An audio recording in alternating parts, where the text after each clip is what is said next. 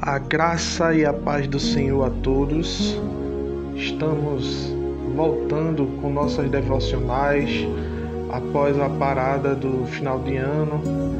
Feliz 2022 para todos. Que esse ano seja um ano de aprendizado e que possamos, a cada dia, amados, continuar na presença do Senhor. Como o nosso pastor Cleonildo sempre fala, o importante é nós perseverarmos, aonde essa escola é para a vida toda, aonde nós nunca vamos nos formar.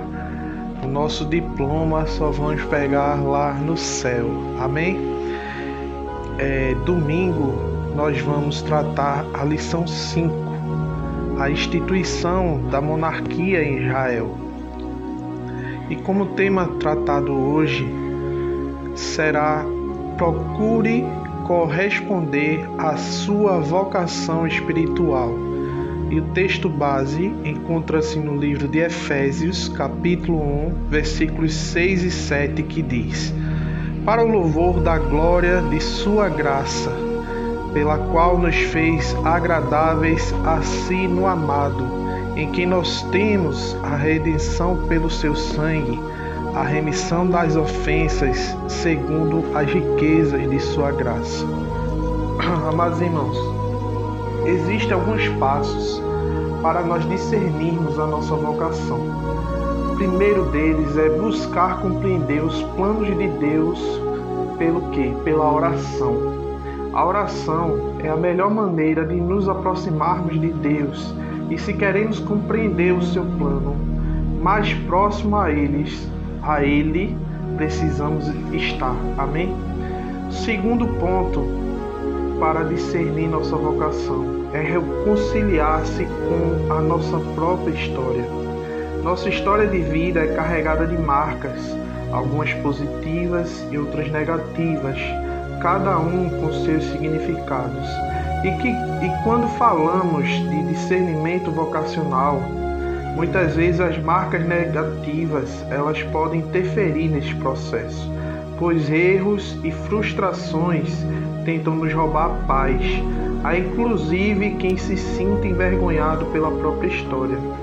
Viver uma vocação é buscar realizá-la com perfeição, independente de qual seja. Mas como saber como pode ser possível e se nós não conseguimos nos reconciliar com nossas perdas e contrariedades, não é verdade? Como podemos ser honestos com Deus na realização da vocação se não conseguimos admitir os erros e fragilidades do nosso passado? Esse processo de reconciliação pode vir a ser doloroso, mas o amor de Deus é o remédio. Precisamos nos reconciliar com nossa própria história. Amém? Terceiro ponto, nós devemos buscar informações. De que forma? Ou seja, não é possível discernir a vocação sem conhecer as possibilidades que temos pela frente. Portanto, pesquise sobre as vocações existentes na igreja, como trabalhar naquilo que gostamos de fazer no nosso dia a dia. A igreja, amados, ela deve ser uma extensão da nossa casa, pois nela passaremos boa parte de nossas vidas, seja trabalhar na limpeza, onde muitas pessoas gostam das coisas arrumadinhas em sua casa, então assim deve ser na igreja.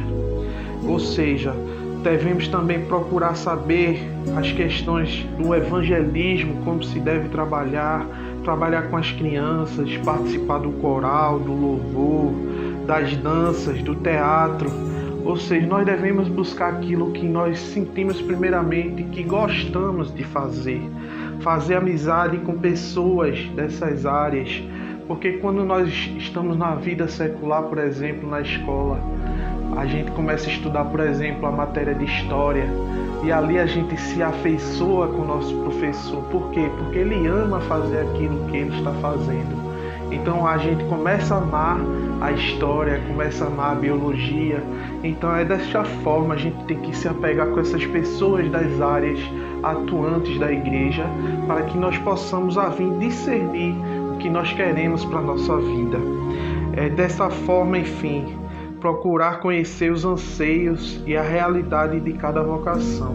Essas conversas são sempre valiosas e certamente, amado, te ajudarão no processo de discernimento. O quarto ponto é colocar-se na realidade de cada vocação. Um meio de fazer isso é que um exercício que pode auxiliar no discernimento de sua vocação é de que forma imaginar-se na realidade daquela vocação. Nesse processo, tente descrever para si mesmo como seria a sua vida, por exemplo, se você participasse do grupo de louvor da igreja, a que se dedicaria, quais seriam suas metas, objetivos, tanto espirituais como para a sua vida. E o quinto e último ponto, esteja aberto e atento aos sinais de Deus. Muitas vezes, amados, a resposta que procuramos está bem à nossa frente, mas não conseguimos enxergá-las, porque o que procuramos com os olhos humanos e não a partir da fé. Deus, amados, Ele não vai escrever um bilhete de próprio punho para você, não vai balbuciar ao pé do seu ouvido, mas Ele pode se comunicar por intermédio de outras pessoas ou por meio de situações que vêm acontecer na minha e na sua vida. A palavra de um amigo, ela pode ser muitas vezes um recado de Deus para você. Mas como saber quando é de Deus? Simples. Deus não deixa incerteza em nós. Se você viu, leu ou ouviu algo que te trouxe o gozo da paz, saiba que é de Deus. Então, quando o assunto é discernimento vocacional, esteja com o coração aberto para receber os sinais de Deus e busque o auxílio do Espírito Santo para compreender qual é a sua vontade. Independente de qual seja a tua vocação, ao reconhecê-la, consagre a Deus para que dê os frutos ao qual Ele espera de nós. Amados, Deus é sábio em tudo quanto realiza ou intenta realizar. Devemos atentar para um detalhe muito importante na obra que o Senhor opera. Jamais Ele chamará ou vocacionará alguém que definitivamente não tem capacidade para realizar o que Ele deseja. E isso pode ser facilmente comprovado em alguns exemplos bíblicos. O Senhor opera fundamentado em 2 pontos. Primeiro, Ele opera segundo a sua exclusiva soberania, para que seus propósitos se concretizem. E segundo, Ele opera quando o homem se dispõe a cooperar, ou seja, mesmo que alguém não tenha nenhuma condição, seja física ou intelectual, de realizar o ID de Jesus, o Senhor não o despreza e muito menos rejeita tal cooperação. Entretanto, a obra do Senhor não se realiza somente por meio de boas intenções. Mesmo que não se tenha uma determinada vocação na obra do Senhor, e isso não quer dizer que, se formos escolhidos para o exercício de alguma função na igreja, devamos rejeitar de imediato. Se for um chamado de Deus, podemos assumir, amados, sem receio algum, desde que não fiquemos esperando de braços cruzados. O Senhor, Ele realizar tudo. O Senhor chama, o Senhor vocaciona, mas o homem, ele tem que se esforçar em crescer na graça e no conhecimento. O conhecimento de Deus não cai do céu. Ele vem, ele tem que ser buscado constantemente na Bíblia, na Escritura Sagrada. O que falta em alguns crentes hoje é o entendimento do que Deus é, pois existe uma grande diferença entre quem é Deus e o que é Deus. Saber que Deus é onisciente, onipotente e onipresente não dá respaldo para alegarmos que o conhecemos.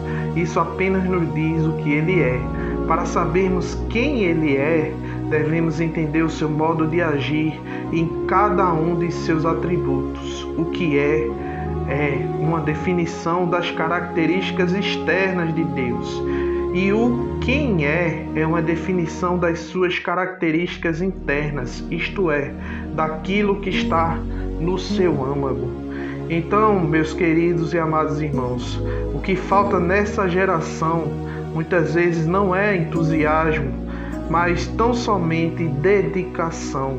Mesmo que não tenhamos uma formação acadêmica, a qual é muito útil, mas não é de extrema necessidade, nem por isso devemos ser negligentes com a função que nos foi outorgada. Dediquemo-nos com mais afinco à obra que está em nossas mãos. Amém? Jesus abençoe seu dia.